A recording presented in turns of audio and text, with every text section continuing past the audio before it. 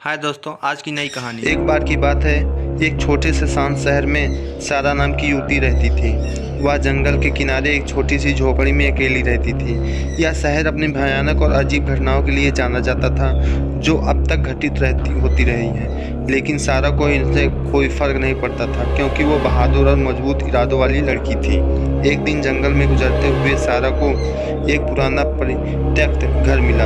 उसने इस घर को शापित और प्रेतवादित होने की अफवाहें सुनी थी, लेकिन उसने हमेशा मूर्खतापूर्ण किंवदंतियां कहकर खारिज कर दिया। हालांकि वो इस घर के अंदर जाने के लिए उत्सुक थी और इसलिए वे घर में दाखिल हुई। जैसे ही चमराते हुए हाल में गुजरी, उसने महसूस किया कि उसकी रीढ़ में अचानक ठंडक दौड़ रही है। घर के अंदर की हवा ठंडी और बासी थी और सारा को दीवारों में अजीब सी फुसफुसाहट और कराहट सुनाई दी।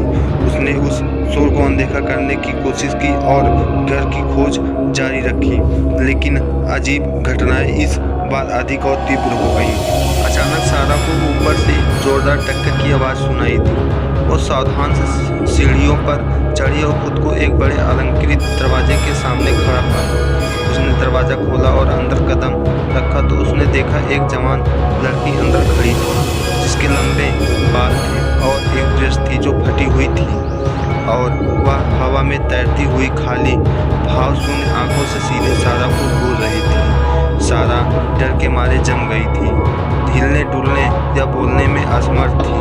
तभी उस दूसरी लड़की के मुंह से अचानक ही खून से लथपथ चीख निकली और सारा ने महसूस किया कि वह खुद को जमीन से उठाकर दीवार के खिलाफ फेंक रही है।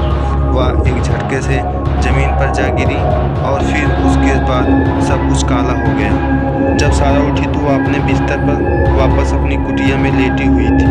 उसने अपना सिर रगड़ा, याद करने की कोशिश कर रही थी कि क्या हुआ था। क्या यह सब सिर्फ एक बुरा सपना था? उसे जल्दी से एहसास हुआ कि ऐसा नहीं था, क्योंकि उसके कपड़े अभी भी फटे हुए थे और दीवार से टकराने के प्रभाव से उसके शरीर में दर्द हो रहा था। यह सब पता लगाने के लिए दृढ़ थी कि उसके साथ क्या हुआ था, इसलिए वह प्रत्येक घर लौट आई। वह सावधानी से उस कमरे में दाखिल हुई जहाँ वो लड़की मिली थी और फर्श में से छिपा हुआ जाल पाया। वह सीढ़ियों से नीचे उतरी और खुद को एक अंधेरे और नम तहखाने में पाया। जैसे ही उसने तहखाने की गहराई तक अपना रास्ता बनाया, उसने खुद को एक बार फिर भूतिया लड़की के साथ आमने सामने पाया। हालांकि इस बार भूत अकेला नहीं था, वह कई अन्य भूतों से घिरी हुई थी, जिनमें से सभी घर में फंस गए थे, इसकी शापित दीवारों से बचने में असमर्थ थे।